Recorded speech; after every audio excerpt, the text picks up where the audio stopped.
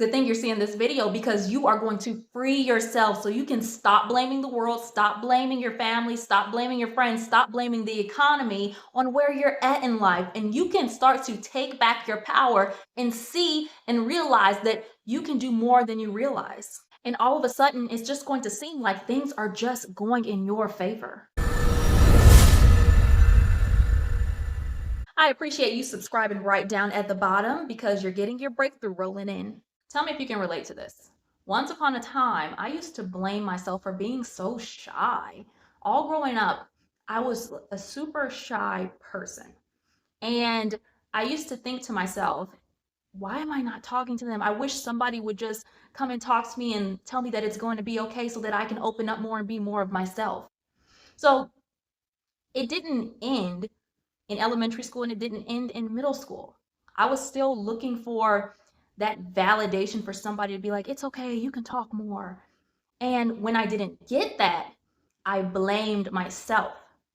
I was blaming myself on, oh, I should have said this to this person. I should have said this in the group project. I should have picked this person to be in the group project. I should have spoke up. I should have did this. I should have did that. Can you relate to that? And it didn't stop there because as I grew up, so that was in my teenage years, that was like middle school, high school. And so as I progressed in adulthood, I started to blame my parents for this. Oh, they didn't get me out in activities enough, or they didn't expose me to other kids enough. With the blaming, when you're blaming, and this is the whole thing, taking accountability for your part in co-creating this thing, this reality that you're in. So for myself at that time, I was blaming myself. And then when you're blaming something, it does not stop at yourself. It's not an isolated incident where it's like, oh, only in this situation, I'm blaming somebody. If you start to evaluate your life, you're going to see how much you are actually blaming things that are outside of yourself for your situations. So at that time, I wasn't taking accountability. And the more you start to understand conscious manifestation, you will realize that there is nothing. And since you're watching this, you're not going to be able to unsee this. There's nothing you can blame because anything that is external, that is outside of yourself, is your co-creation, right? Because it reflects to you what you believe about yourself.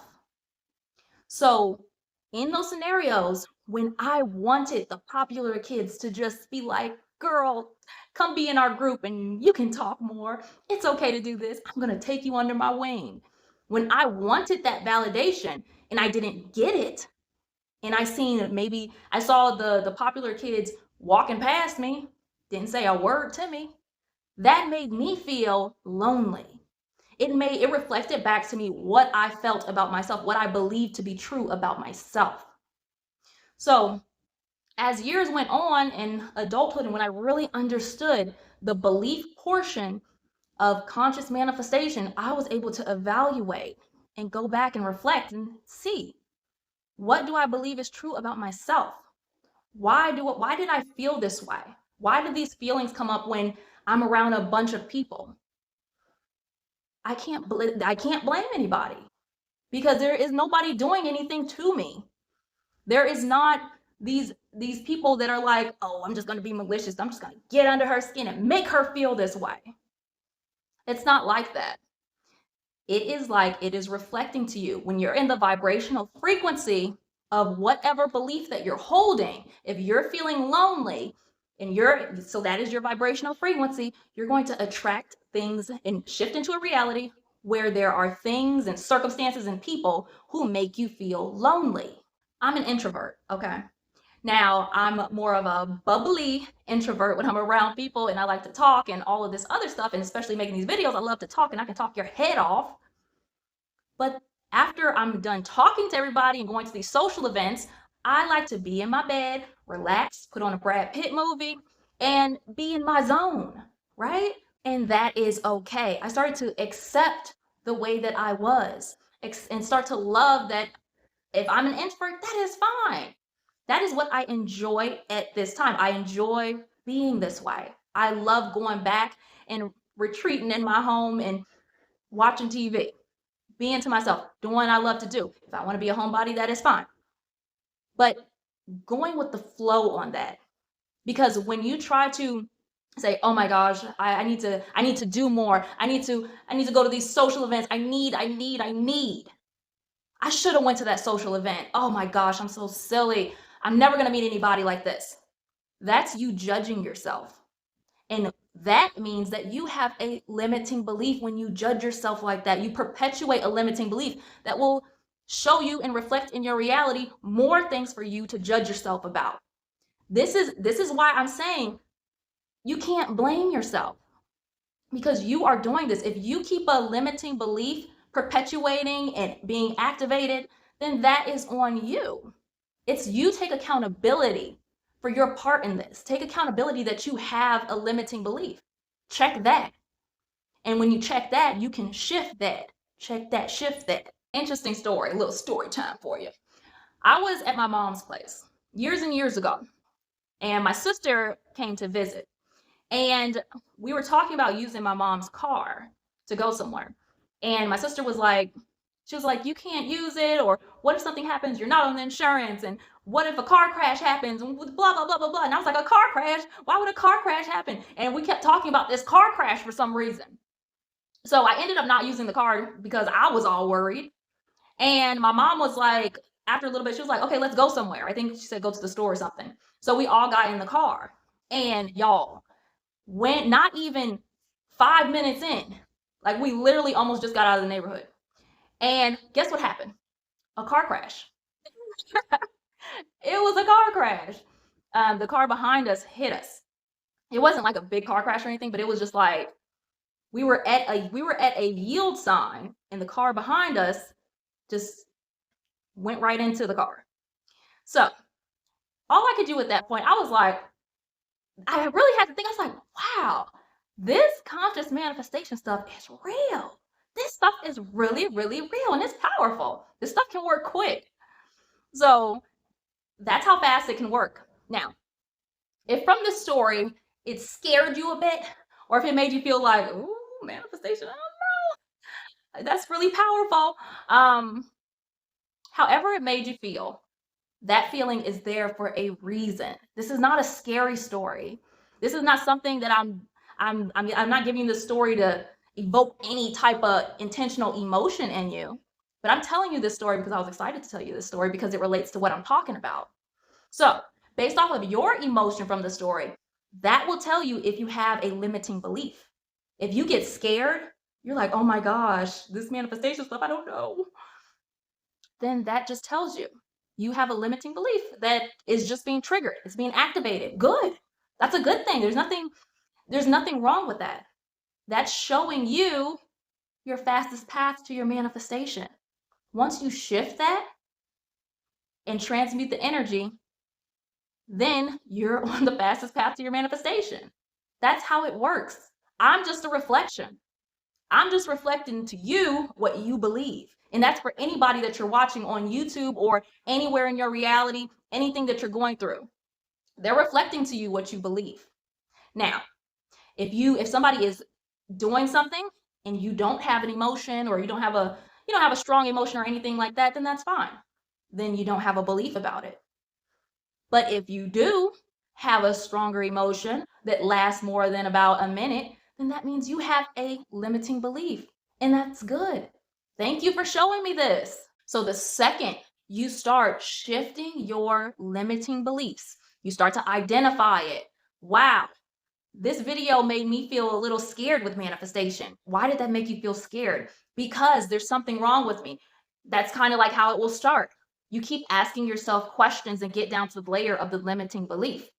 So with doing that, once you start to shift those and identify those, you'll start to lose, or you'll start to dissipate the judgment and the blame that you keep feeling. And you will have your power. You will feel powerful knowing that, you know what? This in my reality, it made me feel scared. Let me see what's going on.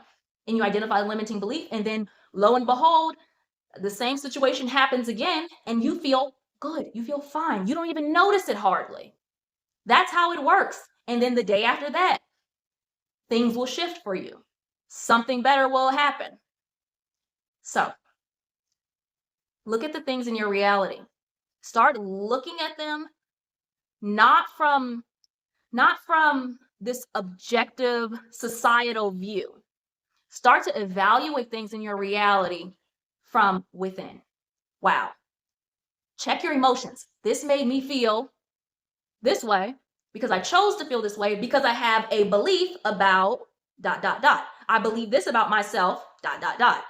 What do you believe about yourself when you see these things? When it sparks an emotion in you? This is conscious manifestation.